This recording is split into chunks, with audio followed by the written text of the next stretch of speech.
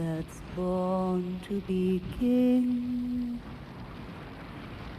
over the sea to sky.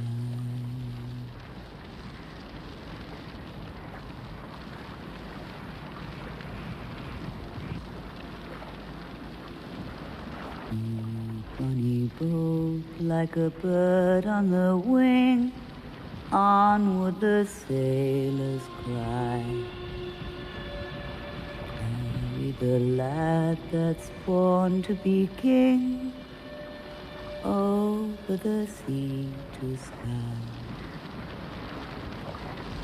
Loud the winds howl, loud the waves roar, thunder clouds bend the air.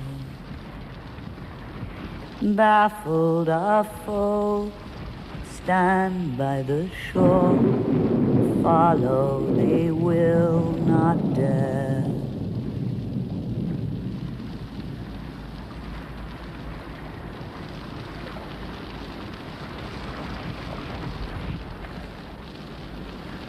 Speed bunny boat like a bird on the wing, onward the sailors cry. Carry the lad that's born to be king, over the sea to sky.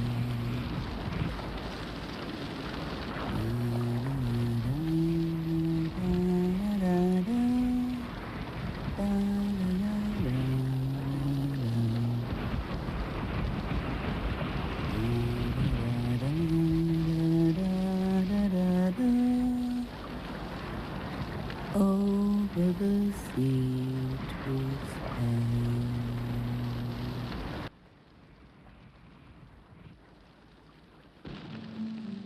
London, 1987. The last of England.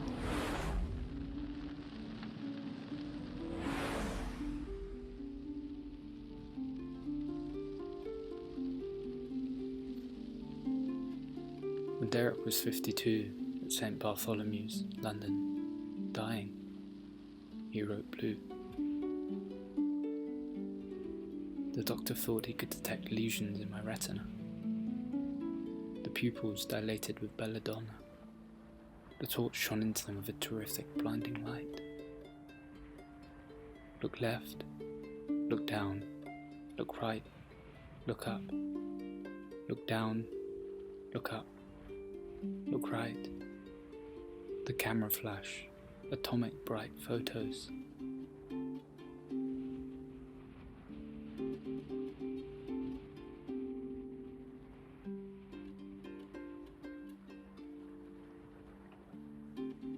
I was born on February 5th, 1994. He died on the 19th. Blue. Blue transcends the solemn geography of human limits.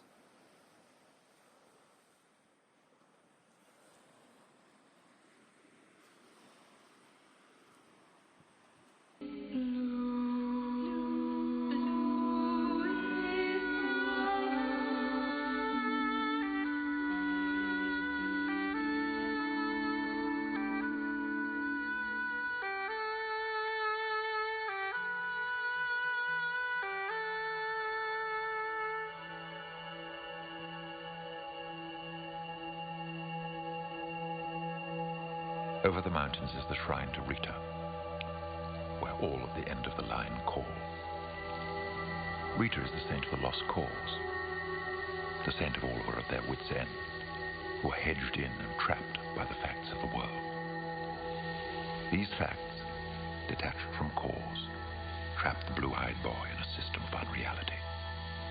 Would all these blurred facts that deceive dissolve in his last breath? For accustomed to believing in image, an absolute idea of value, his world had forgotten the command of essence. Thou shalt not create unto thyself any graven image, although you know the task is to fill the empty page. From the bottom of your heart, pray to be released from image.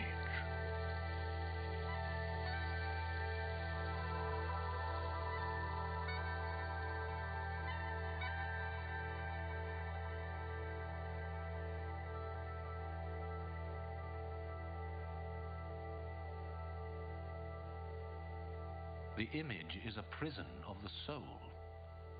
Your heredity, your education, your vices and aspirations, your qualities, your psychological world. I've walked behind the sky. For what are you seeking? The fathomless blue of bliss.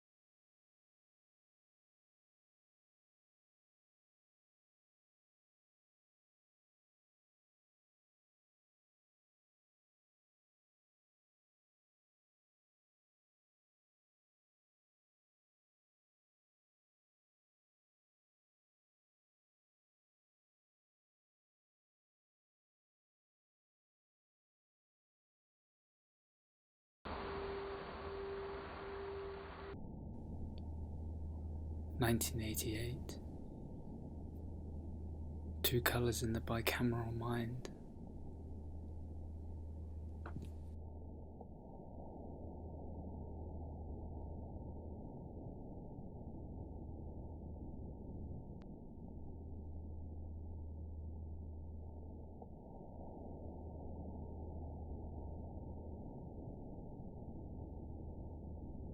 Not only two very different men, but two very different ideas of the future will be voted on this election day. And what it all comes down to is this. My opponent's view of the world sees a long, slow decline for our country, an inevitable fall, mandated by impersonal historical forces. But America is not in decline. America is a rising nation.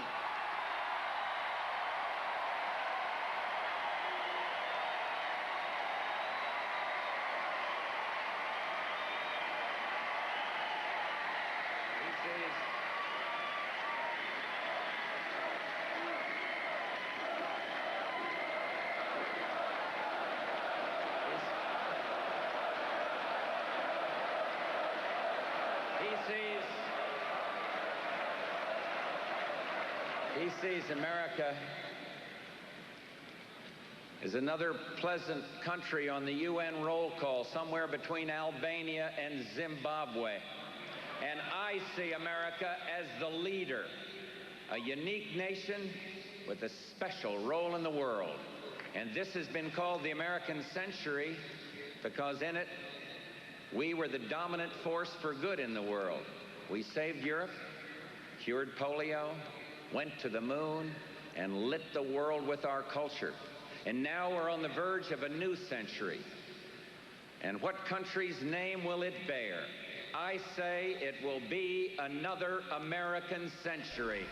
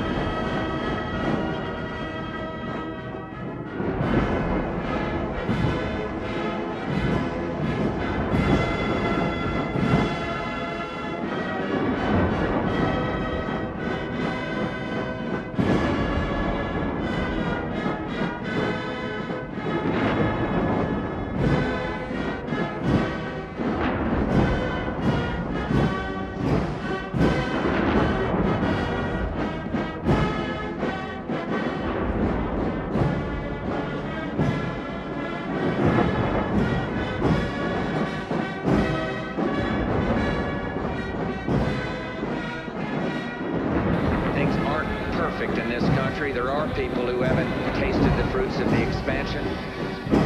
I've talked to farmers about the bills they can't pay, and I've been to the factories that feel the strain of change. And I've seen the urban children who play amidst the shattered glass, the shattered lives, and there are the homeless. And you know, it doesn't do any good to debate endlessly which policy mistake of the 70s is responsive.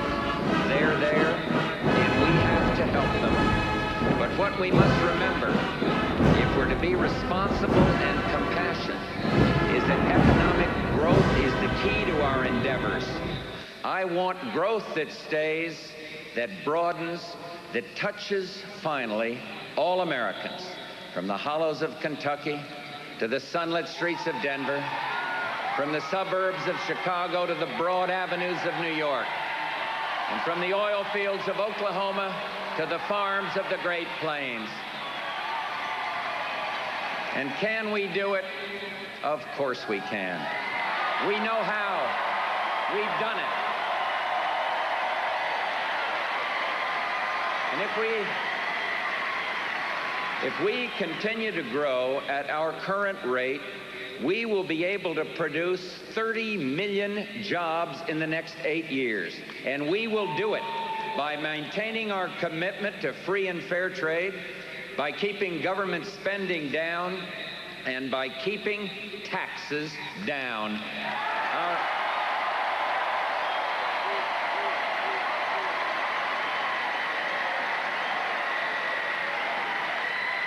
Our economic life is not the only test of our success. One issue overwhelms all the others, and that's the issue of peace. And look at the world on this bright August night. The spirit of democracy is sweeping the Pacific Rim. China feels the winds of change. New democracies assert themselves in South America, and one by one, the unfree places fall, not to the force of arms, but to the force of an idea. Freedom works.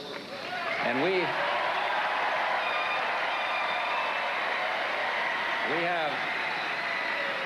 have a new relationship with the Soviet Union, the INF Treaty, the beginning of the Soviet withdrawal from Afghanistan, the beginning of the end of the Soviet proxy war in Angola, and with it, the independence of Namibia. Iran and Iraq move toward peace. It's a watershed. It is no accident. It happened when we acted on the ancient knowledge that strength and clarity lead to peace, weakness and ambivalence lead to war.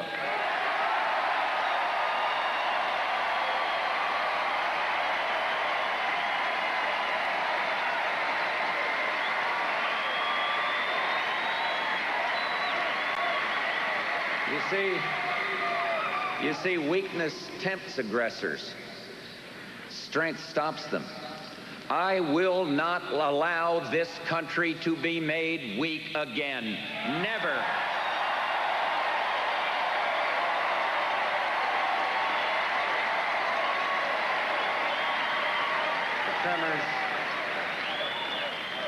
The tremors in the Soviet world continue. The hard earth there has not yet settled. Perhaps what is happening will change our world forever, and perhaps not. A prudent skepticism is in order, and so is hope. But either way, we're in an unprecedented position to change the nature of our relationship, not by preemptive concession, but by keeping our strength. Not by yielding up defense systems with nothing won in return, but by hard, cool engagement in the tug and pull of diplomacy.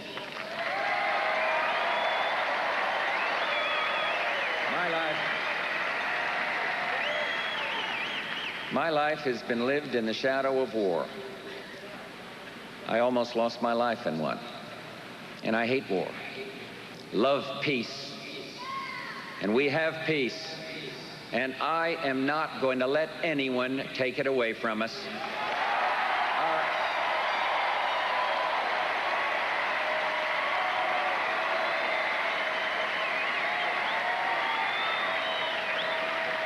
Our economy is strong, but not invulnerable.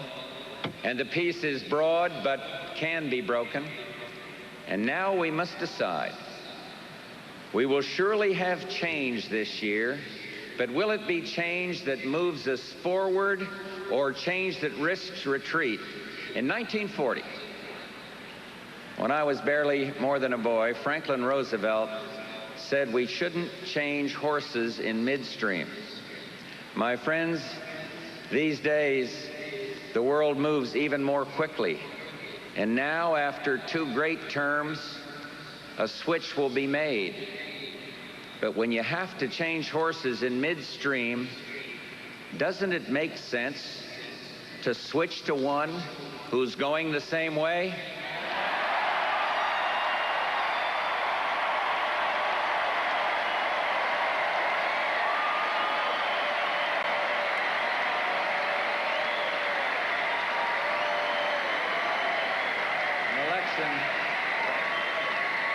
An election that's about ideas and values is also about philosophy. And I have one. At the bright center is the individual. And radiating out from him or her is the family, the essential unit of closeness and of love. For it's the family that communicates to our children, to the 21st century, our culture, our religious faith, our traditions and history, from the individual to the family to the community, and then on out to the town, the church, and the school, and still echoing out to the county, the state, and the nation, each doing only what it does well and no more. And I believe that power must always be kept close to the individual, close to the hands that raise the family and run the home.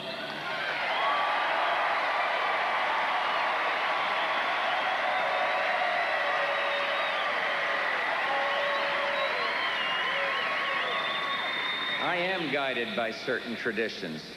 One is that there's a God and he is good, and his love, while free, has a self-imposed cost. We must be good to one another. I believe in another tradition that is by now embedded in the national soul.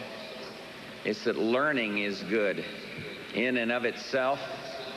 You know, the mothers of the Jewish ghettos of the East would pour honey on a book so the children would know that learning is sweet. And the parents who settled hungry Kansas would take their children in from the fields when a teacher came. That is our history. And there's another tradition, and that's the idea of community, a beautiful word with a big meaning. Though liberal Democrats have an odd view of it, they see community as a limited cluster of interest groups locked in odd conformity. And in this view, the country waits passive while Washington sets the rules. But that's not what community means, not to me. For we're a nation of community, of thousands and tens of thousands of ethnic, religious, social, business, labor union, neighborhood, regional, and other organizations, all of them varied, voluntary, and unique. This is America, the Knights of Columbus, the Grange, Hadassah, the Disabled American Veterans, the Order of AHEPA, the Business and Professional Women of America, the Union Hall, the Bible Study Group, LULAC, Holy Name. A brilliant diversity spread like stars, like 1,000 points of light in a broad and peaceful sky. Does government have a place? Yes. Government is part of the nation of communities, not the whole, just a part. And I don't hate government. A government that remembers that the people are its master is a good and needed thing. And I respect old-fashioned common sense.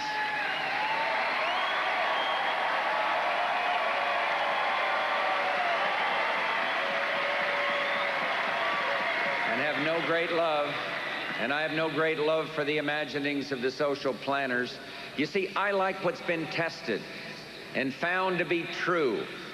For instance, should public school teachers be required to lead our children in the Pledge of Allegiance? My opponent says no, and I say yes.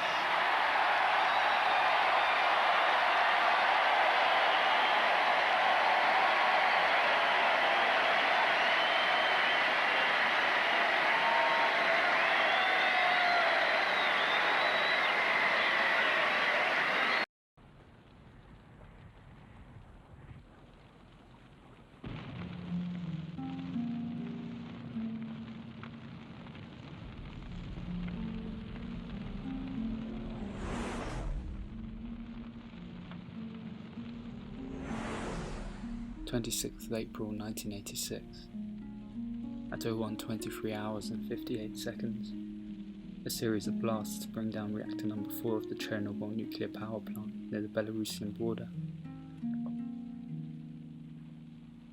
Two disasters coincided, a social one, as the Soviet Union collapsed before our eyes, the giant socialist continent sinking into the sea, and a cosmic one, Chernobyl. Two global eruptions. The first felt closer, more intelligible. People were wrapped up in their day-to-day world of what to buy and where to go, what to believe, which banner to rally round next, or whether we should now learn to live for ourselves, find our own lives. The idea was unfamiliar to us. We had never lived like that and did not know how to set about in it. Each and every one of us was going through this dilemma. But we would have liked to forget Chernobyl, because our minds just wanted to capitulate. It was a cataclysm for our minds. The world of our beliefs and values had been blown apart. Had we conquered Chernobyl or understood it fully, we would have spent more time thinking and writing about it. Thus we've ended up living in one world, while our minds remain stuck in another. Reality slips away. Our consciousness doesn't have room for it. We can't catch up with reality. We're still using the old concepts of near and far, them and us. But what do near and far actually mean after Chernobyl? When, by day 4, the fallout clouds were drifting above Africa and China, the Earth suddenly became so small, no longer the land of Columbus's age. That world was infinite. Now we have a different sense of space. We are living in a space that is bankrupt. What is more, over the last 100 years people have begun to live longer, yet our lifespan is still tiny compared to the life of the radionuclides that have settled on our land. We are going through an emotional retuning. Instead of the usual words of comfort, the doctor tells a woman whose husband is dying, no going near him, no kissing, no cuddling. This is no longer the man you love. It's a contaminated object. Here even Shakespeare bows out, even Dante. The question is whether to go near or not, to kiss or not.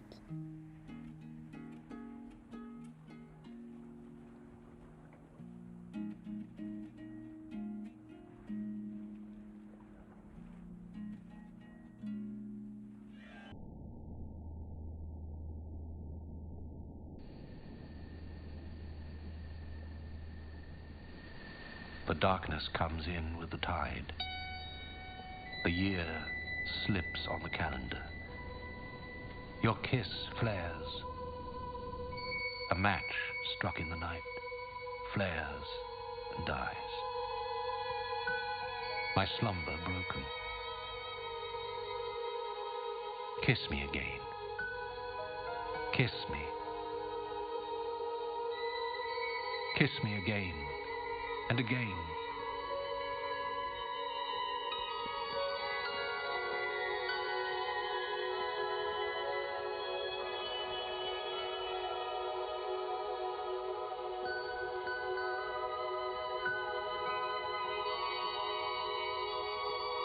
Kiss me again. Kiss me. Kiss me again and again.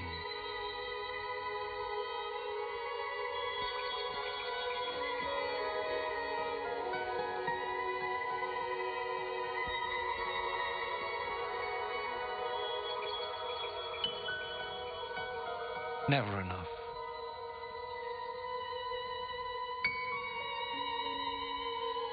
Greedy lips.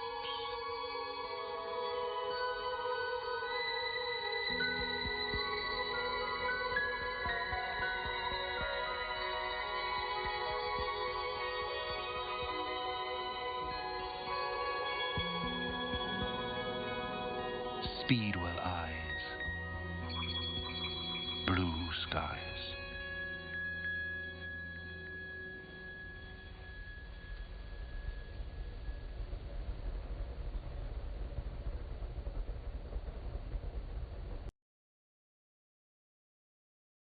You're on the edge of the world down there, and do you see the sunrise and the sunset? I do. The sun comes up at the front of the house and it goes down at the back. And I see the sun all day if it's there. And I'm fairly far back from the sea, but I can see the sea. And the great thing about the sea is it changes every colour you could imagine. I've seen the sea pink and brown and aquamarine and black. I sat and watched this, and I was very unaware of that. I mean, I've been a London person for 30 years, and somehow you have to sit there and watch this to really realise it's happening.